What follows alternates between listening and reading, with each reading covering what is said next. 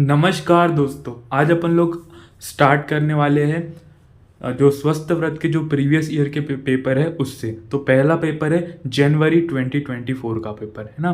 तो first question इसमें पूछा गया है अजस्त्रिक रसायन क्या है, इसका संक्षिप्त में लिखना है अपन को। तो अजस्त्रिक रसायन क्या है, देखो, नित्य प्रयोग किए जाने वाले ओजोवर्धक आहार द्रव्यों जैसे कि दूध हो गया, घृत हो गया, इसमें अपन आंवले को भी ऐड कर सकते हैं, तो इसको अजस्त्रिक रसायन बोलेंगे। मतलब कि जो अपन नित्य यूज़ करते हैं, नित्य प्रयोग करते हैं और ओज का जो वर्धन करते हैं, जो बल का वर्धन करते हैं, उसको अजस्त्रिक रसायन बोलेंगे। इसके बाद में सेकेंड क्वेश्चन है मेंस्ट्रुअल हाइजीन के बारे में संक्षिप्त में अपन को लिखना है। तो मेंस्ट्रुअल हाइजीन में क्या क्या जनरल चीज़ें होनी चाहिए, देखो, सबसे पहला do not flush menstrual product down the toilet, है ना। तो जैसे कि जो मेंस्ट्रुअल प्रोडक्ट्स है, जो पैड्स वगैरह है जो कि इन्फेक्टेड हो गए, उसको अपन को फ्लैश नहीं करना है, जो प्रोडक्ट्स है उसको टॉयलेट पे नहीं फेंकना है। Change sanitary pads every few hours no matter how light the flow, change them more frequently if periods is heavy, है ना। तो जो सैनिटरी पैड्स है उसको फ्यू आवर्स में ही चेंज करना चाहिए, इररेस्पेक्टिव ऑफ कि जो फ्लो है, मेंस्ट्रुअल फ्लो है, वो लाइट है या फिर बहुत ज़्यादा फ्लो हो रहा है। अगर ज़्यादा फ्लो हो रहा है तो उसकी जो फ्रीक्वेंसी है और ज़्यादा बढ़ानी चाहिए, मतलब कि मेंस्ट्रुअल पैड चेंज करने की फ्रीक्वेंसी और ज़्यादा बढ़ानी चाहिए। Tampons change tampon every 4 to 8 hours. जो टेम्पर क्या होता है, एक मतलब सब्सटेंस टाइप का जो कि जो यूट्राइन जो फ्लो हो रहा है उसको एब्जॉर्ब कर लेता है कुछ हद तक के। तो इसको भी अपन को टेम्पर्स को भी 4 से 8 घंटे के बाद में चेंज करते रहना है। इसके बाद में थर्ड क्वेश्चन है कवल क्या है, इसके लाभ लिखिए। तो कवल क्या होता है, इसके में श्लोक लिख सकते थे अपन, मुख संचार ये या तू मात्रा सा कवल स्मृता, है ना। कवल मुख में द्रव की वह मात्रा जो घुमाई जा सके उसको अपन कवल कहते हैं, ठीक है। इसके अपन फिर लाभ भी लिख सकते हैं कि ये क्या क्या मतलब कि इसके क्या बेनिफिट्स है।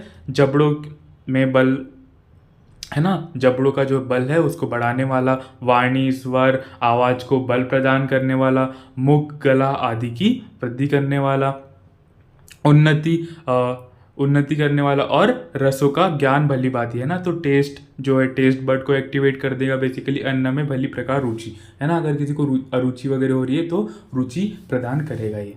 इसके बाद में फोर्थ क्वेश्चन है उद्वर्तन के लाभ लिखना है ना। तो उद्वर्तन के लाभ क्या क्या है, सबसे पहला ये वात का नाश करेगा, कफ का मेद का निकायम, है ना, नियमन करेगा, बेसिकली कफ और मेद को निकालेगा, है ना।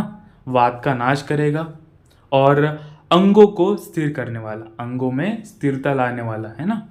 त्वचा को कोमल बनाने में श्रेष्ठ है ना। त्वचा को कोमल बनाएगा, है ना। जो अपन क्रीम वगैरह जो लगाते हैं वो बेसिकली कि अपन इसीलिए लगाते हैं कि अपनी जो स्किन है वो ड्राई ना हो, है ना। तो त्वचा को कोमल करने वाला इसे है। इसके बाद में फिफ्थ क्वेश्चन है अंजन क्या है, सौविरंजन के बारे में अपन को लिखना है। तो बेसिकली इसमें जो हम लिख सकते हैं, सभी इंद्रियों में चक्षु जो होती है वो प्रधान इंद्रिय होती है। नेत्र तेज अवश्य है ना। अतः इसे श्लेष्मा से विशिष्ट अन्य रखना चाहिए। मतलब कि नेत्र जो है उसको पित्त से या फिर अग्नि से कंपेयर किया है, तेज से कंपेयर किया है, तो इसकी अपन को श्लेष्मा से रक्षा करनी चाहिए, श्लेष्मा से रक्षा करनी चाहिए। इसलिए अपन यहाँ पर अंजन कर्म करते हैं, नेत्र का प्रसादन करने के लिए अपन अंजन कर्म करते हैं। तो इनने इसके बाद में सौविरंजन के बारे में लिखने को बोला। तो सौविरंजन क्या होता है, Sb2S3 एंटीमनी का सल्फर होता है, एंटीमनी सल्फर, इसका जो फॉर्मूला है Sb2S3 है। सौविरंजन नित्य प्रयोग है ना। तो सौविरंजन जो है अपन इसका नित्य प्रयोग कर सकते हैं। सुश्रुत ने इसको स्त्रोतवंजन बोला है। इसके बाद में योग की 8 सिद्धियों के नाम लिखना था अपन को। तो योग की 8 सिद्धियां कौन कौन सी है, अणिमा, महिमा, लघिमा, प्राप्ति, प्रकाम्य, ईशित्वम, है ना। तो अणिमा, महिमा, लघिमा, प्राप्ति, प्रकाम्य और ईशित्वम, ये योग की ये 6 हो गई और 2 ये है वशित्वम और यत्र काम कामसायित्वम, है ना। तो यत्र कामसायित्वम और वशित्वम, ये 7 और 8 वाली है। इसके बाद में जो क्वेश्चन है ऋतु हरितिकी का वर्णन पूछा था इनने। ऋतु हरितिकी किसको बोलेंगे, तो देखो ऋतु हरितिकी में अपन डायरेक्ट चार्ट बना के इसमें लिख सकते थे कि वर्षा ऋतु में अपन इसको सेंधव के साथ देंगे, है ना। शरद ऋतु में शर्करा के साथ, बेसिकली इनने भाव प्रकाश ने इसका वर्णन किया है। तो शरद ऋतु में अपन शर्करा के साथ देंगे, अनुपान है यहाँ पर ये जो लिखे है। हेमंत ऋतु में शुंठी के साथ, शिशिर ऋतु में पिप्पली के साथ, वसंत ऋतु में मधु के साथ और ग्रीष्म ऋतु में गुड़ के साथ, है ना। फिर से रिपीट कर देता हूँ। वर्षा ऋतु में सेंधव के साथ, शरद ऋतु में शर्करा के साथ, हेमंत ऋतु में शुंठी के साथ, शिशिर में पिप्पली के साथ, वसंत में मधु के साथ और ग्रीष्म में गुड़ के साथ। इसके बाद में 8th क्वेश्चन है WHO के द्वारा जो हेल्थ की डेफिनेशन जो दी है WHO ने वो पूछी थी, है ना। तो health is state of complete physical, mental and social wellbeing, not merely the absence of disease और इन्फर्मिटी, है ना।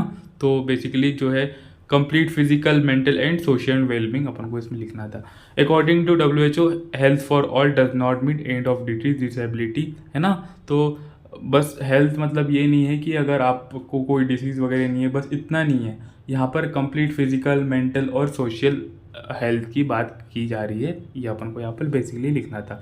इसके बाद में 9th क्वेश्चन है प्रायोगिक धूमकाल के 8 काल के बारे में लिखना था। तो प्रायोगिक धूमकाल चरक जी ने 8 काल कौन कौन से बताए इसके देखो। निंद्रा के पश्चात, दातून के बाद, स्नान के पश्चात, भोजन के पश्चात, छींक के पश्चात, वमन के बाद, नस्य के बाद और अंजन के पश्चात। तो ये धूमकाल के 8 काल बताए कौन कौन से। निंद्रा के पश्चात, दातुन के पश्चात, स्नान के पश्चात, भोजन के पश्चात, छींक के पश्चात, वमन के पश्चात, नस्य के बाद, है ना, और अंजन के पश्चात।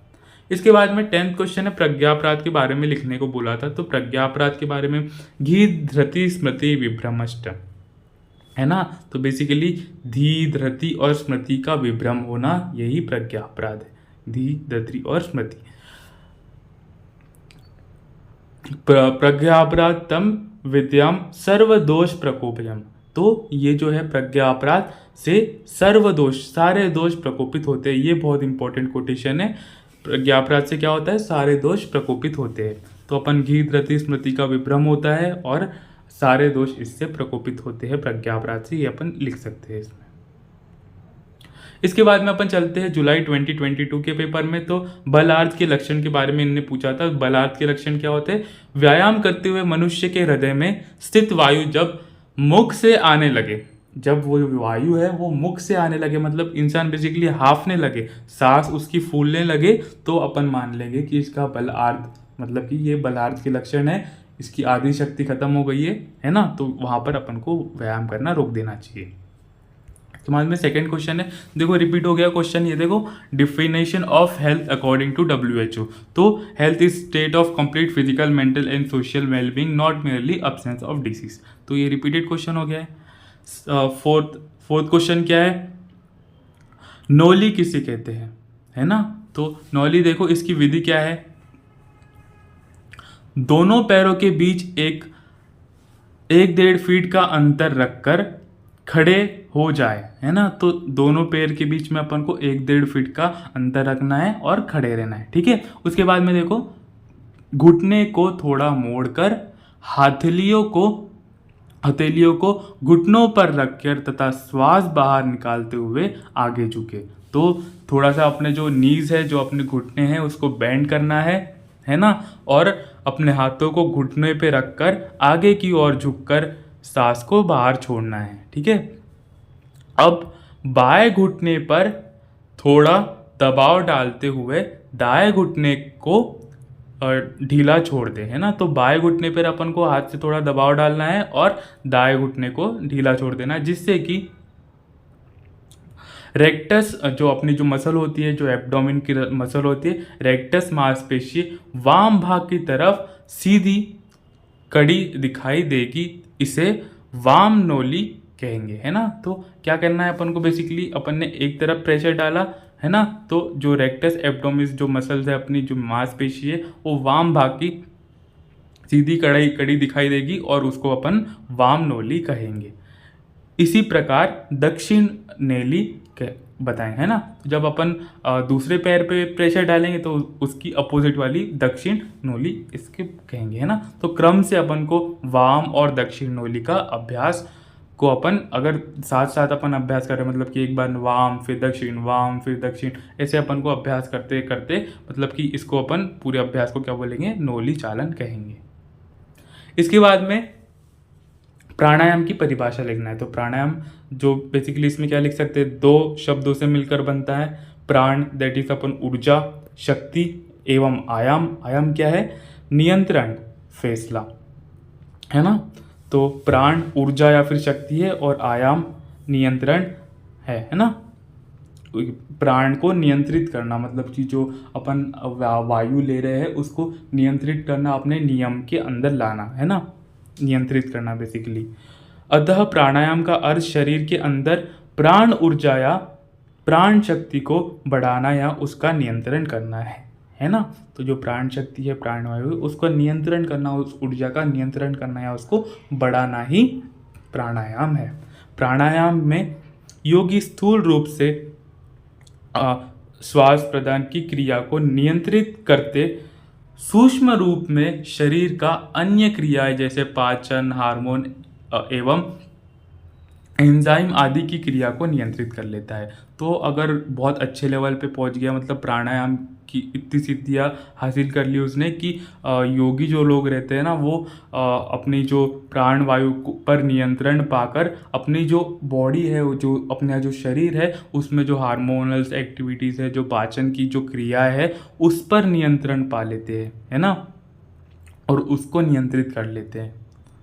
इसके बाद में भद्रासन के लाभ लिखने को बोले थे। यह प्रमुख ध्यानात्मक आसन है ना। तो ध्यान करने वाला ये आसन है, यह व्याधि सभी व्याधि को नष्ट करता है ना। तो सारी व्याधियों में किया जा सकता है, सारी व्याधियों को ये नष्ट करता है।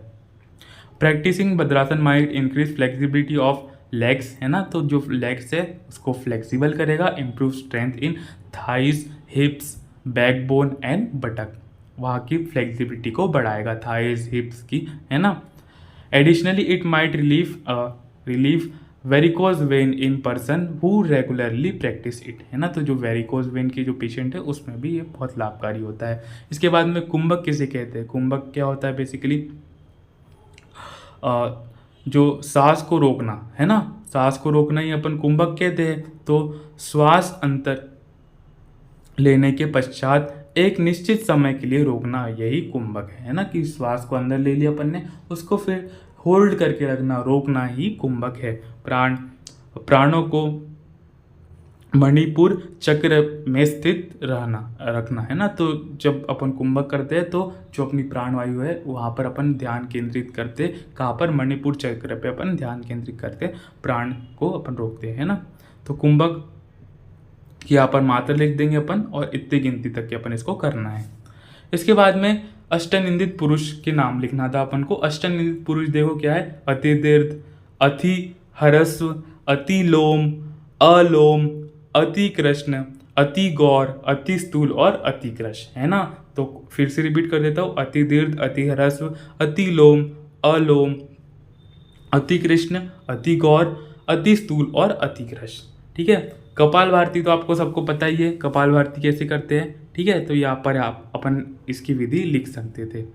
इसके बाद में जो क्वेश्चन सॉल्व करने के लिए है वो कौन कौन से है, देखो आपको ये दो क्वेश्चन कमेंट बॉक्स में इसके आंसर लिखना है। पास्चुराइज मिल्क के परीक्षण की विधि का नाम लिखना है अपन को, है ना। पास्चुराइजेशन जो मिल्क होता है उसको कैसे करते हैं, उसमें कौन कौन सी विधियाँ है वो लिखना है। सेकेंड क्वेश्चन है जल नीति का महत्व लिखना है ना, ठीक है दोस्तों। इसके बाद अपन नेक्स्ट वीडियो में अगले क्वेश्चन पेपर सॉल्व करेंगे। धन्यवाद।